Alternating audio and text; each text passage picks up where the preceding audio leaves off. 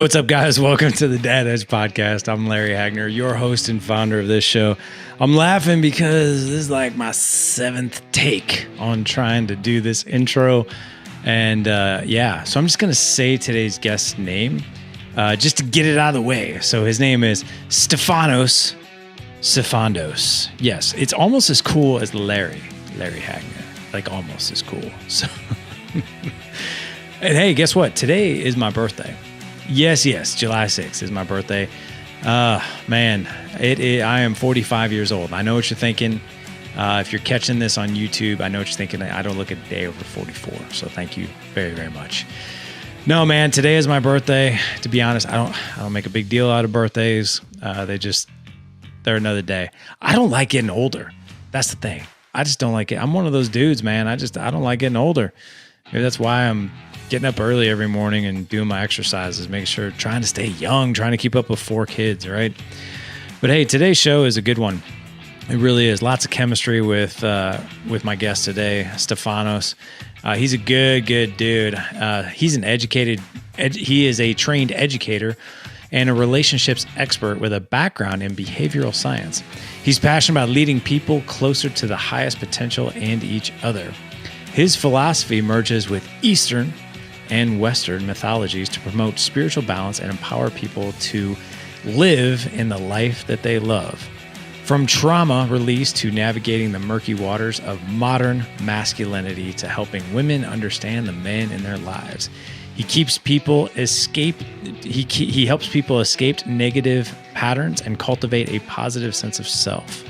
He has worked with thousands of men and women of all walks of life, special forces, soldiers. I can't talk today. Special forces, soldiers, Olympic gold medalists, elite firefighters, and everyday people have relied on him to restructure and reframe their relationships with themselves and with their loved ones. Yes, Stefanos Sifandos. He is actually Greek and Italian, but also has this Australian accent. If you can like follow all that. So fun interview. We had a lot of laughs. What he's going to talk about today is the power of forgiveness and healing, how to be successful in your marriage and in relationships, and how to heal from your childhood and play at an elite level as a parent. That's what we're talking about today, man. Stefanos Sifandos. Yes, not everyone can have as cool a name as him, but that's who we're talking to today. All right, gentlemen, no more talk from me. Here is my interview with the one, the only, with a cool name, Stefanos Sifandos. Stefanos, what's going on, man? Welcome to the Dad Edge Podcast, brother. I'm excited to be here, man. I'm excited to have you. And do you know why?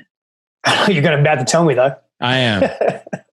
You almost have as cool of a name as I do, which is Larry. Which, by the way, like when you go up to a woman and you're like, "Hello, my name is Larry," like I guarantee it probably has almost the same effect as "Hello, I'm Stefanos." So in Australia, we call you Lazar because Australia's grammar is fucked. So everything is either an A at the end of it, or we're going to try and transform the name, make it shorter, make it longer.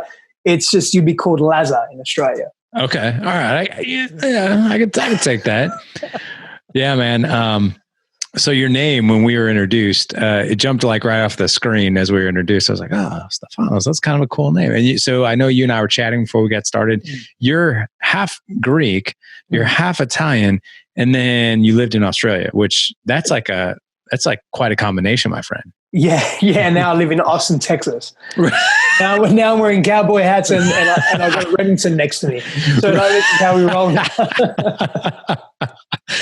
Oh yes, that is perfect. And which, by the way, man, the ink is legit, man. How much ink? How many hours of ink do you have? I think I calculate it's about 80 something hours of ink. 80 hours. But it depends, it depends on the artist. Some artists are really slow, some are really long, some are really fast. The artist that's done the vast majority of my work, he's pretty quick. So he's done well. But yeah, I've got 2 arms done and a chest piece and a little bit on my back, and that's all for now. I'm still going to get my whole back done, but I don't know. It's a bit of an effort. Yeah, man. That's dedication right there. Yeah. So, okay, cool, man. So real quick on your current life. This is a dad show. We've done over 500 episodes. That's awesome. And and I think I can count on one hand how many men who aren't dads who've been on the show. But I'm honored then. Yeah, you've got quite a message. Done some homework on you, and I'm excited to have this conversation with you. And I think we're going to help a lot of guys. But current state of affairs for you, you are married, correct? Yes. No kids. No kids. Okay, but you were a kid at one point, right? As far as I remember, and that could have been a memory incepted through aliens or robots or artificial intelligence, but as far as I remember. Which I've blocked most of my childhood out, by the way, for very, very specific reasons. Well, let's start there. I know your childhood was kind of crazy, and that's, if you really look at your life, I mean, this is where I think a lot of things started for you. But share with us what your childhood did look like. And not to downplay my childhood in any capacity, I had a very tumultuous, turbulent childhood, and I know many people that have had far, quote unquote, worse than me. However, my childhood for me it felt very unsafe. So violent father, abusive father, emotionally, physically, even mum as well. Like, their relationship together was very volatile. They're still together. It's still volatile.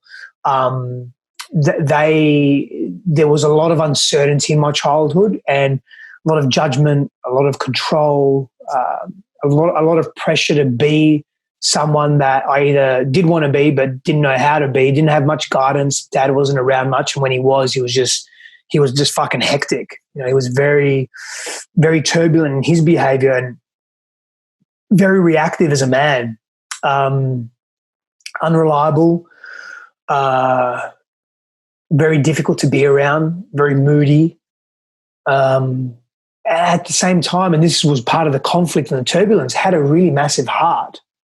And it was difficult because come sort of Christmas time, he'd make all this effort to get me and my brother Christmas presents. We thought, oh, he really loves us and cares for us. But then that would be tainted by him just losing his shit randomly later on that afternoon.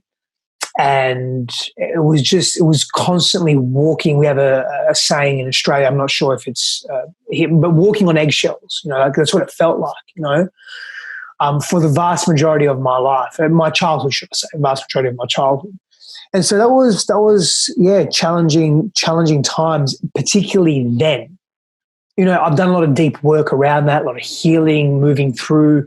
I was listening to a really cool TEDx talk by Dolph Lundgren yesterday on forgiveness. And he's the TEDx talk was great. Really, really cool, really cool. Very open-hearted. He'd come from a very abusive background as well. I remember he was saying a story about he'd have to go to school with bruises and be battered because his father was in the military, and that's not why he'd go to school battered, but his father was in the military and he's a very hard man, and sometimes he'd had pieces of his hair missing. And I thought to myself, I was watching this, I thought, oh, fuck, I remember that too, and I completely forgot that. I told you I just suppressed most of my childhood, right? Because we do that. The psyche will do that if something's too overwhelming and too intense, it just suppresses it as a coping strategy, right? And so I remember times where I had pieces of my hair, and I was bleeding and pieces of my hair out, like chunks, because my dad would be dragging me from one room to the other. It was an interesting childhood to say the least, and it really affected me negatively, and it affected my relationships for a very long time until I really sat down with myself and chose to do the deep work to go into that and equilibrate that and really deal with the trauma and the wounding and the process of feeling the unfelt feelings and the forgiveness process and all of that. That it's a process. It's not just it's not a one-off thing, right? And many men, I'm sure, can relate to this. Women as well, but many people can relate to a very rough, violent childhood. Man, I just want to acknowledge you for a second. So you acknowledge and appreciate you. Your childhood and mine was very similar. There was always, my mom was married 3 times. There was always that element of toxicity with whatever male she was with, sometimes just dating. Right. I say this all the time, but half my childhood was spent without a father figure, and the other half was usually spent with a toxic one, which I'm really understanding why you and I were connected, and why the person who connected us was like this, like you two dudes were like made to do a show, like without a doubt. So I get that. I feel that. The other thing too is I didn't know that about Dolph Lundgren. Now that explains why he's so angry and he killed Apollo Creed. So there's that. There's that. Clear explanation. There's an explanation why he's so angry. But no, going back to that, you had brothers, you said? One younger brother, 5 years younger. Okay. And just the two of you? Just the two of us, yeah. Okay. So how old is your dad now? 79 this year. Okay. And what's your relationship? Yes, 78 this year. What's your relationship with like him now? Our relationship is, I don't like using the word good. Our relationship is, it's healthy, but that's because I've done a shit ton of years of fucking work on that. You know, there was a lot of anger that I had towards him. There was a lot of, he still doesn't accept responsibility for who he is. He's still, you know, he's in early stages of Alzheimer's as well. There's a lot, you know, my father was a very hurt man as well. He was abused as a child. You know, this shit's generational. Now, I'm not making excuses for him or for anyone that behaves in that way. However, it is an affliction point for understanding, and through understanding, which is a more cognitive process, we can, because men are quite cognitive in that sense, we can slipstream into feeling, and that becomes more of an empathetic process. And that process of empathy allows us to feel our own feelings, which feeling is essentially freeing. And in freedom, there's expansion, and hate and anger and fear, they're constricted, restricted states of being. They don't fit in the model of expansion. And so freedom is expansion, is love. And so I'm able to go there. Do we still have tension points? Does he still annoy me? Absolutely. But how I feel about him intrinsically is very different to how I did feel about him many years ago. One thing I will say, I need to give him a call because we haven't spoken for some time. He lives in Greece.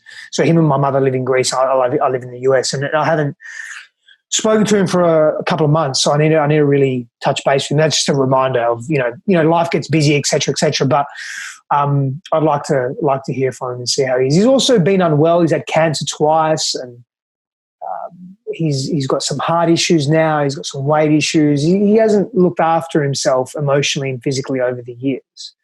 And so, again, that's a byproduct of what his experiences were, how he interpreted those experiences, what he made them mean, and his choices not to deal with his pains. And how old are you? I'm 37. 37. You seem like a very evolved person for everything you've been through. And I think everyone and their brother would be like, you know, hey man, like if you want to hold a grudge, like we all get it. We all understand it. And it would be understood that it would be fine for you to continue to be angry and maybe not even to be in a healthy, as you call it, a healthy place with your dad. I have to imagine though, just from my own experience that this probably wasn't always so. And you had to do a ton of work, but what was the point in your life where you're like maybe playing more the victim card or maybe even the anger card? Like, what the heck, man? Like that was screwed up. Like, how dare he? So how did you get to the point where you're so evolved with this now? And I'm also really hearing, and I don't know if you tell me I'm crazy, but I'm also hearing this theme of like even forgiveness at this point. Oh yeah, 100%. Oh, okay. 1,000,000%. Yeah, for sure. And again, I'll be very clear. Don't think for a moment my dad doesn't annoy the fuck out of me. At times he does. His stubbornness, he's the way he's just in this constantly depressed, whinging state. However, I've accepted him for who he is, and I've really let go the notion of what I needed him to be. And, you know, look, there was a time, it was a couple of months ago, like I really felt sad. I had tears for a few days where I was mourning the loss of my father. And what I meant by that is I was mourning my childhood. I was mourning not having the father that I really needed and wanted as a child. And so I still have that come up, but I just don't project that blame and shame onto him now because it doesn't serve me. I have to live with that shit. Like I can ring him up and say, fuck you, I hate you, I can't believe what you did. What's that going to do? He's not going to be able to receive that because he's not that level of awareness or emotional intelligence, relational intelligence to be able to receive that. That's just going to cause more of a barrier between, I'm going to feel guilty. I'm just going to spiral into, it doesn't serve. And so I have to deal with that stuff myself. And that's the responsibility part. And to answer or begin to respond to your question, it affected every single one of my relationships. Unconsciously, I used my childhood, my trauma, my wounding, all of that as an excuse to be an asshole. as an excuse to be not attentive, to be unsafe, to not be in integrity, to cheat and lie, and to be unfaithful, to do what I wanted, to be hyper aggressive, to be arrogant, to be egotistical. Like, I used all these as excuses without even knowing it. It wasn't a conscious thing. It wasn't I woke up in the morning and said to myself, oh, I've had a fuck childhood, now everyone else is going to suffer. It was the unconscious patterns that I was unaware of that were driving my behavior. And I only became aware of them through a relationship with a woman that I was with, where she found out that I was unfaithful, which inadvertently it sort of inverted the shame cycle for me. And I came face to face with all of my shame, and all these memories started coming up. And I had essentially, a short story, I had two choices: either continue the path that I was on of ignorance, or be very aware, be very mindful, and say, I've got to choose a new path because this isn't serving me. My businesses were up and down and fluctuating. My friendships were stable for the most part because I had formed very solid, reliable, trustworthy, loyal friendships because I wanted to get out of the house. So I would be with my friends at an early age, and friendships that I had for 20, 30 years. But every other area of my life, my intimate relationships, my sex compulsions and love compulsions, my ego-centered self, my businesses, all just volatile, exactly like my childhood. And so I had to make a decision. What do? I don't know what to do, so I'm going to seek help. And that was a big decision in and of itself, because that was tough to admit that I needed help, because I developed a very strong body, a strong sense of self. You know, my laurels were rested on, I can climb a mountain that's 5,000 meters. I can climb a mountain, 15,000 foot. I can climb a mountain. I can do this. I can run this marathon. I can compete in this competition. I can do that. Like, I'd predicated myself on the more physical stuff I could do that were challenges, and I would overcome them, the more worth and value I had. And I was doing all of that on my own, so to rely on other people was difficult, but I knew it was the only path because I didn't have the answers, because clearly what I was doing wasn't working and I wasn't doing much. So I needed a shift. How old were you when all this started to happen? Look, I've been, again, very blessed that, and even though I've had issues with my mother as well, and there's been mother wounding there, which, by the way, it's important to note this: the father wound and the mother wound aren't formal psychological conditions or terms. They're just insights and gateways into other psychological issues such as codependency and so forth. But they're not formal psychological terms. But I had mother and father wound, right? And I was closer with my mother, and she exposed me to a great deal of spirituality from a very young age. Like, I'm talking little kid, 4, 5, 3 years old, whatever. So I had this very diverse exposure to new ways of being in the world. And so I started that journey of exploring myself at a young age. However, I'd always pull back when it got too hard. Now, I wasn't quote unquote stoic in that sense. I couldn't ask the question, why is this happening for me, and move through it and have a growth mindset. I would just say, I would play the victim. Why is this happening to me? Then I'd pull back and just go back to the numbing strategies: porn, prostitution, sex, alcohol, living on the edge, delinquency, crime, like just mixing with the wrong people, or mixing with unhealthy people, should I say. And so when I really made that leap, it was only about, 6 years ago, but it was a very deep 6 years. I gave up my businesses. I was someone that I have multiple degrees, and I was cleaning toilets. It's like 4 years ago, cleaning toilets and sweeping floors, industrial floors, because I couldn't be in a job that would pay, because it would be too much commitment. And I was opening up my heart and exploring myself and doing all these things that I just wanted some money so I could eat.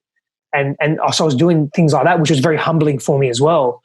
But during that time, I was just opening up my heart and really going deep into who I was. And that's when that commitment really started. But I wouldn't have been able to do that without all of the work that I'd done before as well. I actually got a minor in toilet cleaning. So, the school I went to, I think I cleaned, I have 4 boys, Stefano. So you got a major in fucking toilet cleaning. I do. And wall cleaning, because the pee ends up there too, and in the tub everywhere else. But no, on a serious note, I really relate to that whole victim thing, because I did that for a long time myself. And I got into certain vices and that kind of thing. And I've never had a guest share it like you did, which was like, I was doing these things unconsciously. Like I would just, it's not like I'd wake up and be like, what kind of chaos could I cause? Because like I had this messed up childhood. I would do these things like, to be honest, like just to cope, I think, and just, or sometimes just to escape. Like just to be like, I don't even want to think about this right now. So I'm just going to go do this thing. Right. Yeah. There's a couple of parts to that. There's the dopamine hit. There's a dopamine cycle hit that we get, which shows a primal neurological evolutionary thing. And the second part to that is the avoidance and the aversion of the deep intensity, the emotional intensity and the psychological intensity that we can't deal with. And man, for me, another way that I would deal with it, I would blame others. I was very manipulative. I'd be projecting onto them. I'd shame them for the way I was feeling. I'd be codependent without thinking or knowing I was codependent, because I was basing how I felt on how others were making me feel, how they treated me. And if they mistreated me, I just lashed out and got aggressive to them and blamed them for not feeling connected in my own self. I wasn't taking responsibility for who I was. So, there was a lot of undoing there, man, a lot of patterns. Like, they're just some, what I'm mentioning to you now, some of many, many patterns that I had to really go into, and multiple ego deaths. I just, cut the legs underneath me. Yeah. So I believe you were on the Share podcast, right? With Omar, or am I making that up? Did I lose you there for a second? See, were you on the Share podcast with Omar? I was, yeah. That was a great podcast. I think that's how we got connected. Yeah. Love Omar. Yeah. He's a gentleman. And by the way, you guys watching on YouTube and in the audience, you heard that pause because there are so many people that use Zoom now. It's like clustered with stuff. Like, fuck off and go back to what you were doing before, which was nothing. Stop using Zoom for years. I deserve to be here. That's right. I had Zoom first. So. It's me. We're entitled. We've been here for years. But so vices in general. I've been working with men now for nose to nose, toes to toes for years now, me included, right? We all have these vices, right? So for some of us, it's alcohol. For some of us, it's porn. For some, you mentioned a few yourself. Being on the Share podcast, and I don't know the answer to this or not, and I don't mean to put you on the spot, but do you no longer drink? No, definitely not. No, I don't drink anymore. I don't feel, I honestly, man, I only drunk to get drunk. Yeah. To figure, I don't like the taste of alcohol. The last time I drank was at my wedding, which was in September, and I got plastered. It was great fun. It only took me a drink, and I was all over the place. But great fun. I just drink now just for fun, and it literally, if I drink, it's a few drinks to get into an altered mind state, and it maybe once a year, once every couple of years, just for something different. But I just don't like the taste of alcohol. So, but was that one of the vices beforehand? It was, it was in my mid-teens to very early 20s. Yeah, it was I started young and finished young as well. So how, and I like the direction that this is going in, because men in general just struggle with vices, especially, and we use it to self-regulate, to escape for a minute. Could be porn, could be alcohol, could be drugs, it could be like just thumbing through Instagram, I just don't want to think about anything right now. It's like it's just ways to escape. How have you managed, cause it sounds like you and a lot of us too, we have like this plethora, like almost this buffet of vices, like, oh, I think I'll go do that. Oh, I think I'll go do that. How have you been able to discipline yourself to be like, you know what? I really don't need that anymore. The biggest gift for me has been doing my inner work in terms of working through my wounding and my pain and my trauma, like the core wounds, really moving through feeling all that. Because men do compartmentalize, and we don't feel very effectively. It's not so much a biological, there's not so much a biological reason for that. It's more of a, there is a biophysical hormonal reason for that, but it's more culturally indoctrinated. It's more of a cultural conditioning, and we don't feel very well. And because we don't feel very well, we suppress, and in that suppression, we're numbing what needs to be felt and needs to be released. And we naturally, the masculine wants to be empty. Masculine is attracted towards emptiness. So going to the toilet, ejaculating, like this sense of emptiness. And when we feel empty, we in fact feel more in alignment with who we are. So bear with me, I'm going somewhere with this. Feeling our stuff allows us to feel the release. We feel compression, and we have to explode. So we either need more of the numbing that we're accustomed to. It could be workaholism, alcohol, pornography, sex, food, whatever, right? We need more of that because we have to keep the dopamine hit going and going and going. We've got to keep that wave. We've got to keep riding that wave. Or we fall and slump into a depression. And what happens is that we're never dealing with the core of what's driving our behavior, which becomes problematic for our relationships as well, which is what I found. I found that I was distant in my relationship. I was isolating myself in my relationship. I wasn't present. I wasn't attentive. Research demonstrates that the one thing a woman needs the most from a man is trustworthiness. Now, there's a slew of things that come with that: attentiveness, reliability, availability, consistency. There's a heap of things that come with that, right? But we can't be trustworthy if we're not consistent in our behavior. We can't be trustworthy if we're not doing what we say we're going to do. We can't be trustworthy if to ourselves or to others if we're not dealing with our core stuff and we're constantly numbing ourselves, because that then becomes an addiction, neurophysiologically and also behaviorally. And so for me, I had to stop all of that and just be with my stuff. I had to feel my stuff. It was very uncomfortable and very painful. And you can't do it alone. You need a brother, you need a guy, you need a shaman, you need a psychologist, a counselor, you need a slew of people and support that helps you be who you have the potential to be. Because you won't solve your issues from the same point of consciousness that they were born from. So you need a new perspective to come in the form of varied support, external support that helps you see and navigate your way through a different way and helps you feel in a safe way as well. So feeling is really, I know most people don't want to hear this because it's very uncomfortable, but feeling, it is the way through. And that right there is the hardest thing. Yeah. Right? Is just sitting with that, like, oh, it'd be so much easier for me to have like 6 beers right now. Yeah, or a 7-step process to do this. And I can give you the process. Like I've got a 6-step cyclical cycle to deal with pain. However, the biggest part of that 6-step cyclical cycle is feeling. You've got to feel shit. You've got to come face to face with it. You've got to confront it in every way. Well, now you said it. Now we got to go talk about it. Because otherwise we're just gonna be like, well, what are the 6 things? What are the 6 steps? Yeah. So if you could, I mean, is there a way? And I'm sure you probably have a resource we could point the. Yeah, you can go to YouTube. Right? Yeah, you can definitely go to YouTube. There's a 40 minute video on the 6-step. I just call it a 6-step cyclical process for healing and transformation. Yeah, it's a bit of a tongue twister, but yeah, that's basically it. So weird. I actually developed the exact same thing. I'm kidding. I had a feeling you did. No, I'm seriously, I'm so intrigued by, can we go through each one briefly? Absolutely. Yeah. I'll go through each one. So you're at the center of it, of course. And the first part is what I call depth.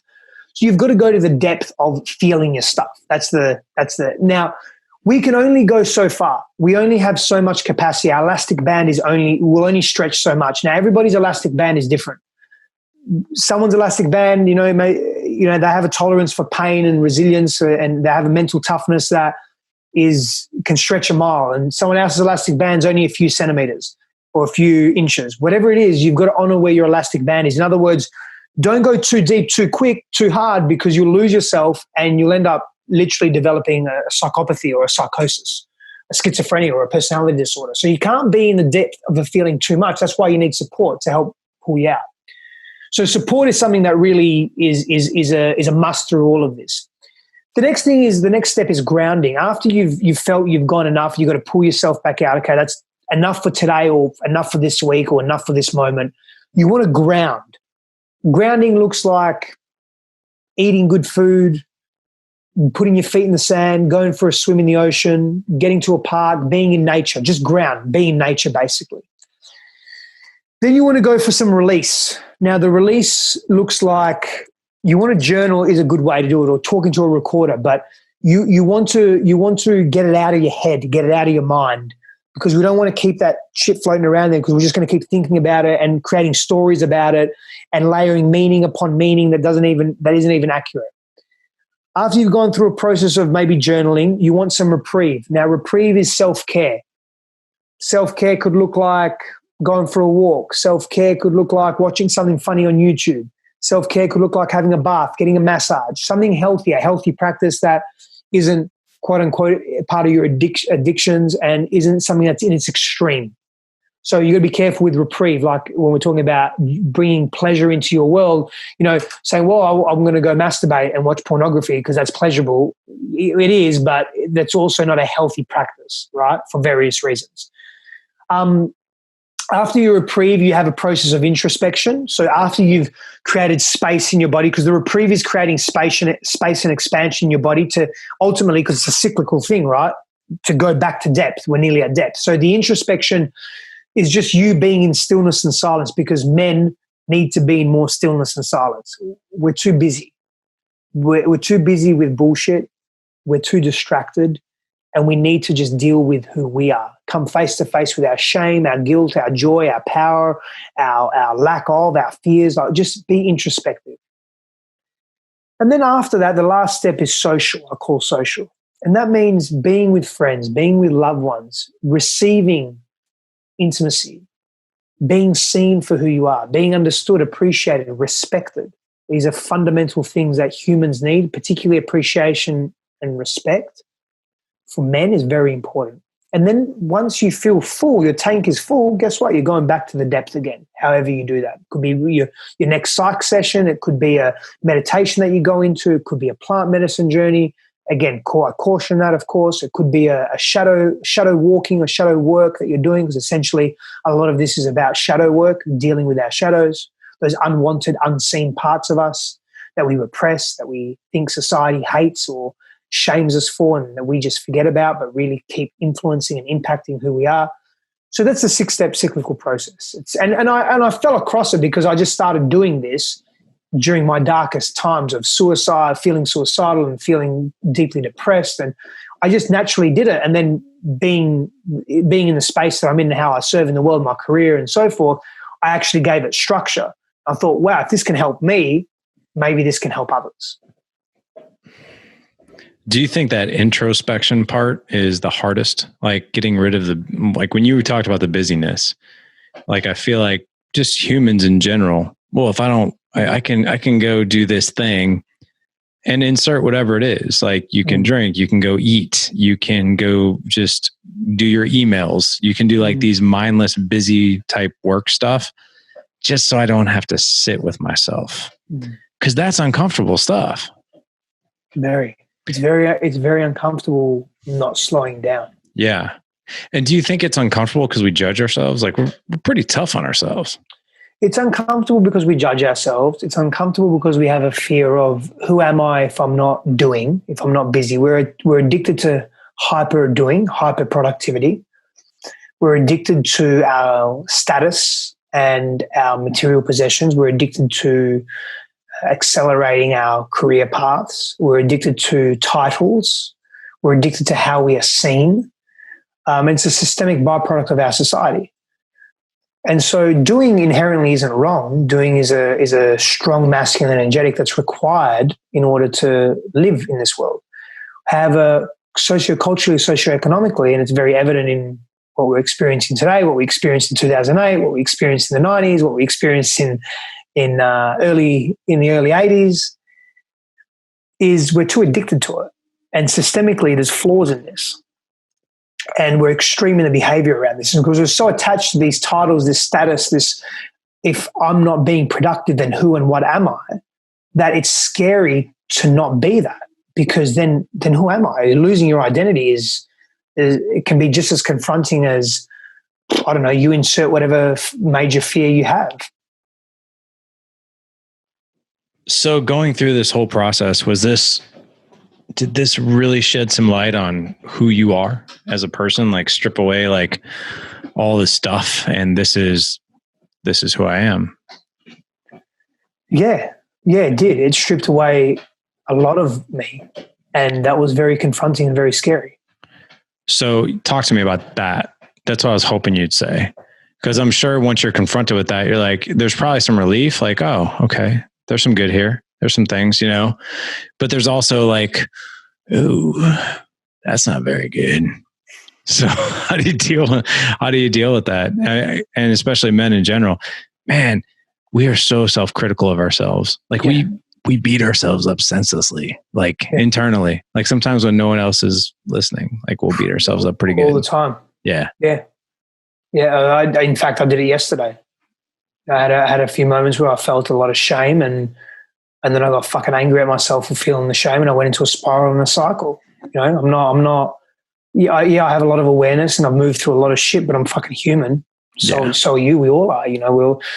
So I hear that. Yeah, the confronting part. I mean, I had to be with it because So for me, I felt very blessed that I started to put together the pieces of my life, and I realized that what I endured as a child and what I endured as a teenager and a young adult, and what I went through and what I put myself through and what I chose to move through, it made me very resilient and very tough. And I just gave myself no choice but to be with it. And that's not for everyone. Not everyone wants to do that or can do that.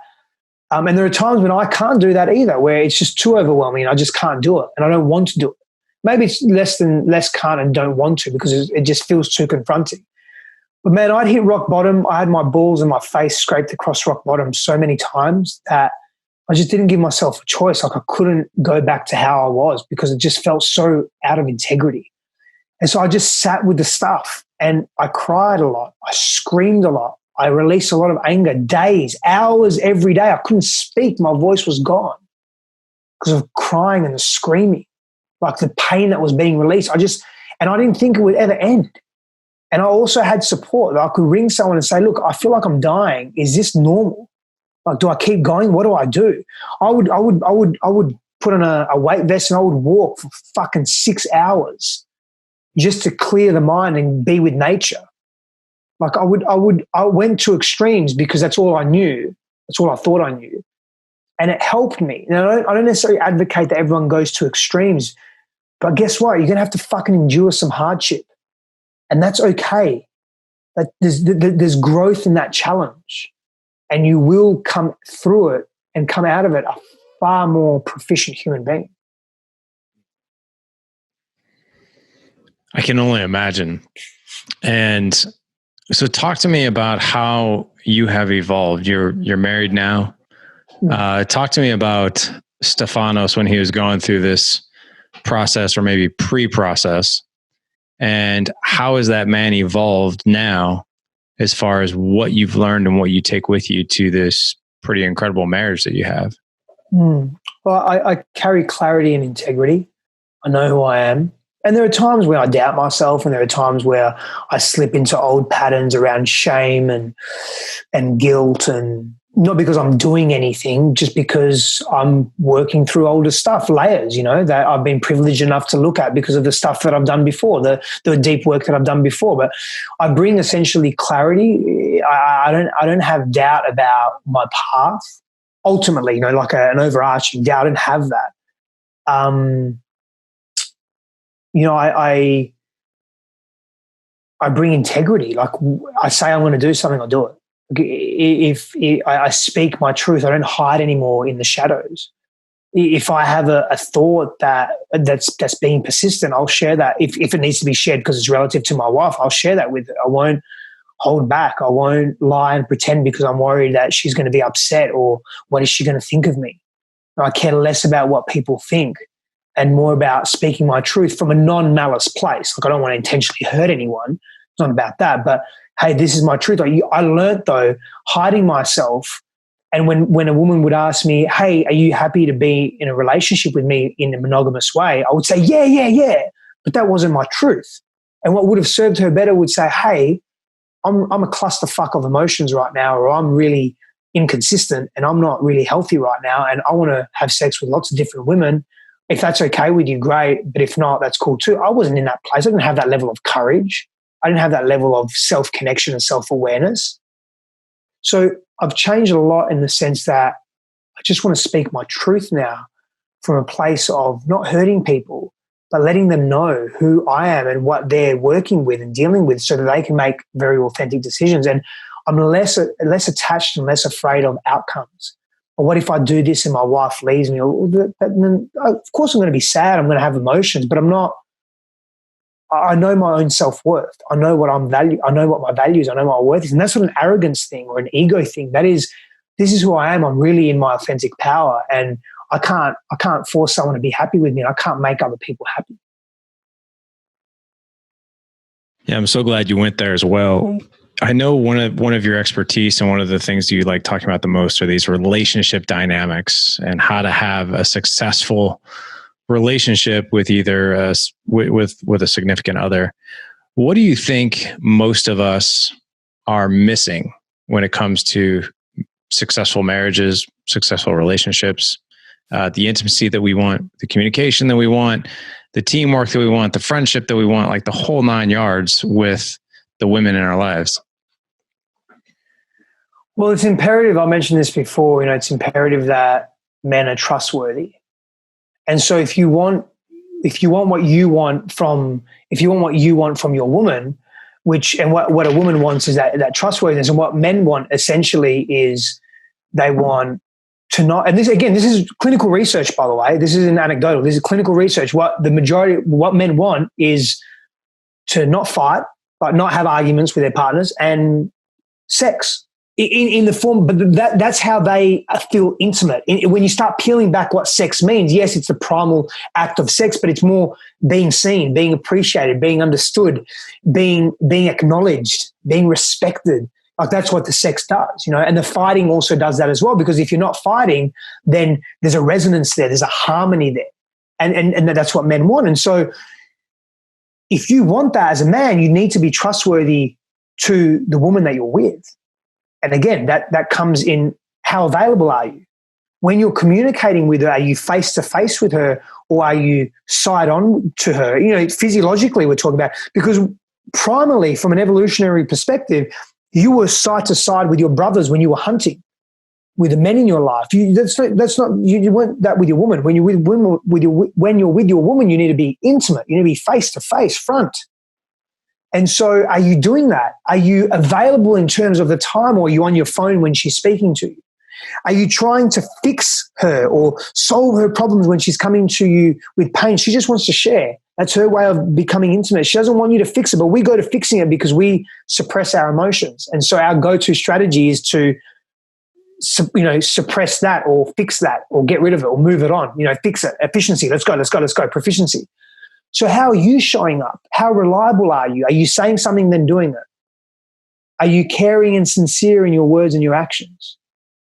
So we go wrong because we don't know the simplicity of what we need, yet the simplicity of what we need is actually really challenging to give, because we're blocked with so much trauma and wounding and patterns that don't serve being in a healthy relationship, because most of us grew up in unhealthy relationships.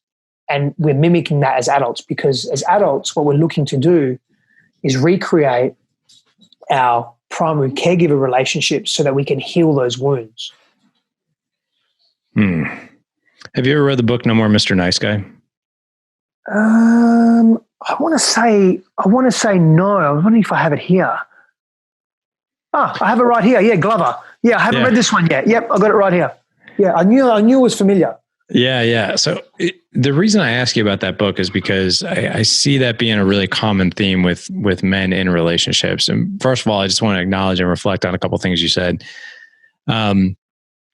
Men, being appreciated, respected, and validated. Those seem to be the three biggest needs for men: feeling appreciated, feeling respected, and validation. Right. Yep. It's one of the reasons why we probably thrust so much of our energy into the workforce, because that's where it's like, oh, this is where I measure my success. We're rewarded for it. Yep. We're rewarded. We get the attaboys. We get that kind of thing. And I definitely understand, like my wife and I have had this discussion. I've known my wife for 24 years. We've been married for 16 years. And my wife, we've got a really healthy sex life. Everything's good. And we were talking about it the other day, just sex in general. And she was just like, she's like, what is it about sex with you guys and you in particular? Like, is it like, hey, like you just need that release, like you need to get off? And I was like, to be honest with you, like, I think if you ask most men, me included, it's probably one of the lowest things on the totem pole. Like, the thing about sex is that everything that you just said, I've never heard it worded quite like that, but in that act and in that moment, you feel validated, you feel appreciated, you feel respected. It's the way we connect. It's the way that we're intimate. It's the way we show love and receive love and all that other good stuff. So I was telling her, I didn't articulate it like that. I was like, no, it really isn't. I was like, it's really, that is like, I feel most connected to you in that moment. And like, crossing the finish line is just a bonus, really. Like, but everything else that leads up to it and during is like, is all the good stuff. I wanted to kind of stick with this theme with the No More Mr. Nice Guy, because I see more and more men who, if you read that book that he talks about these covert contracts, well, if I do X, she'll do Y. Like, if I do all these really nice things, then she'll do this for me. Like, it's all these things, like these maybe hidden expectations. And men have a very hard time with sharing, like, hey, this is what I need, want, and desire. Like, we have a hard time communicating that because we don't want to be rejected. Oh my God, what if she says no? Or what if she thinks this? Or what? And you said another thing there, and I'm going to wrap all this up into a bow, I promise. But you said not being tied to the outcomes, not being tied to what is going to happen. I think, and I could be wrong because I feel like you're the real expert here, most men have such a hard time in some relationship dynamics because, in a way, a lot of us feel trapped because we want to be able to communicate very clearly, keep our integrity, but we're also very, very scared that if I open up and I show her who I really am, what if she doesn't like that? And what if she leaves me? And if I do these things where I kind of tiptoe around in the relationship and I play nice and all this other stuff, then hopefully she'll reciprocate and do these things that I need, want, desire, which, by the way, I'm not even communicating. So that's a lot to say. That I feel like that's what happens with a lot of our guys. But what is really the first step for men to just be brave, to stay within that integrity, to actually maybe even state, hey, here's what I need, what I want, and I desire, but do it in a non-needy way? That's a big question. Yeah, it's a great question. So it helps if we understand where we're coming from at a very simple level, right? And so, you said it earlier: appreciation, respect, validation.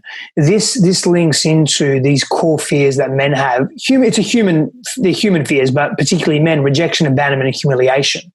And we do everything we can to avoid that.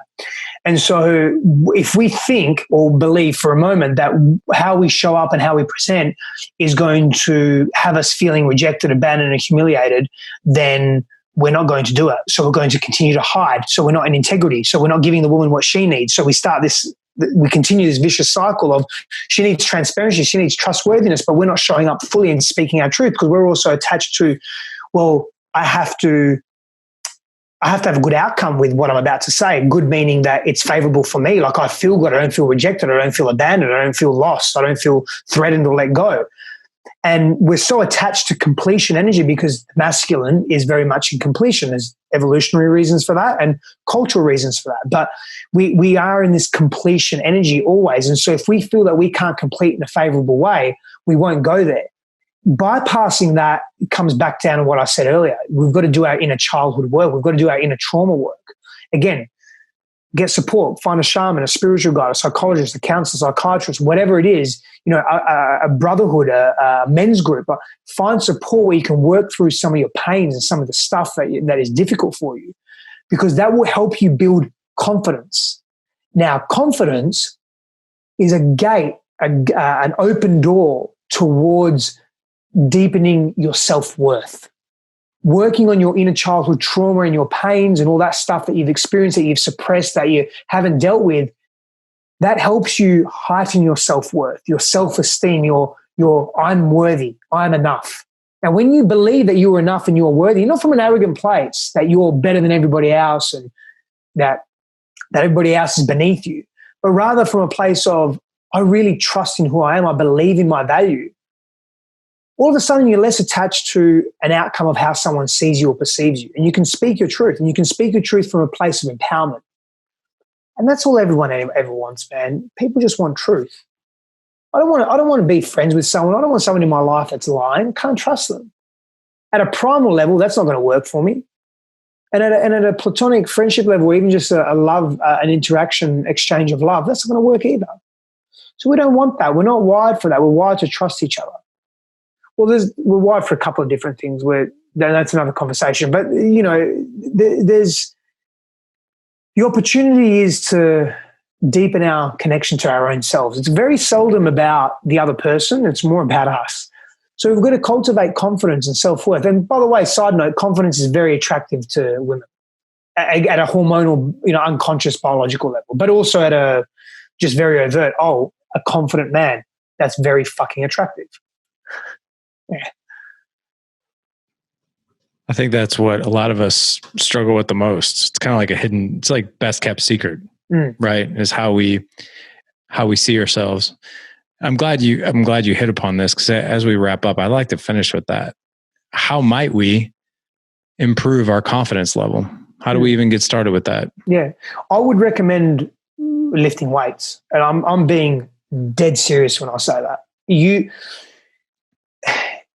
Going to the gym or lifting heavy weights or just exercising your body, being adept in your body. It doesn't mean you have to be the world's strongest man or the world's fastest runner, but just being adept in your body. It does a couple of things. It requires self-discipline in order to get up every morning or to carve a time out of your day where you're training and working your body. There's challenges, micro and macro challenges that you go through in those sessions, every session. You've got to push your body. You're developing mental, emotional, spiritual, physical toughness and resilience. Toughness, our ability to move through difficulty. Resilience, our ability to recover from difficulty. That then builds confidence, self-awareness, self-respect, autonomy. These are all characteristics and virtues that women are very much attracted to. Literally just exercise and move your body, physically train your body, and you will start to cultivate a deeper sense of self and confidence. Now once you have a very visceral experience of confidence there, the parallels drawn is that you can then explore emotional difficulty, because you've got a very real life example of, you know what, I've been through some pretty tough times. I've done these Spartan races, 24 hours. I remember that was tough. I remember deadlifting 400 pounds. I've never done that before, and all the work that was required. I've been through some tough stuff. I remember that marathon that I ran, and fuck, it was hot. It was 95 degrees. And yeah, I can look at this stuff. And so it gives us confidence because there's a parallel drawn. It trickles into other areas of our lives. I can deal with my son being difficult at the moment because I've been through difficulty. So I can help him get through this. I can be patient and calm. I don't have to be agitated and nervous and scared. And I can feel that stuff, and I can still move through it because I've been through some pretty tough things. So physical challenge is where I would begin. It's very important. And it's understated. Very simple, but understated. Yeah. How many men do you know that make time for themselves, make time for their bodies? I was just going to say that. The thing that men will sidestep the first thing they'll sidestep is their own health. I grew up I was overweight until I was about 16. And by overweight, really? Yeah. 15. Didn't expect that. I lost a bunch of weight when I was 17, and that everyone, people always ask like, well, hey, what was a turning point for you? Cause I failed 8th grade. I had to do 8th grade twice. I was I was a bit of a wreck when I was a kid. And I think a lot of that had to do with like the men that were in and out of my life, and my mom being remarried and all kinds of crazy stuff. But I really turned to food for those self-regulation things. Right. Yeah. And things really started to turn around when I was 17. I started lifting weights and lost weight, and I'm 45 now, and I hardly ever miss a day of training. And it's kind of funny that this podcast is so timely, because yesterday, I don't know what it was. Like I just, I woke up and I was in absolute horrendous headspace. And I was just like, I was kind of depressed for some reason. I think the quarantine was kind of getting to me. Yeah. the day was beautiful outside. And I was like, and that was actually adding insult to injury because I was like, I was shooting on myself. I should be outside and enjoying this with my kids. I should be out there throwing the football, but I just don't feel like it. And my wife looked at me and she was like, she had just gotten back from a run and she's like, what would turn your day around? And I was like, honestly, I was like, I kind of need some brotherhood and I need to go for a run. So I called my neighbor, who's a good friend of mine. We work out together. I'm like, hey man, what are you doing right now? He's like, nothing. I was like, you want to meet in like 30 minutes, go for a run? He's like, absolutely. And I got back and dude, that turned my entire day around. Like everything from that moment on to when I got back, it was a totally different day, how it finished. So I'm glad you said that. So you're taking responsibility as well. Yeah. Yeah.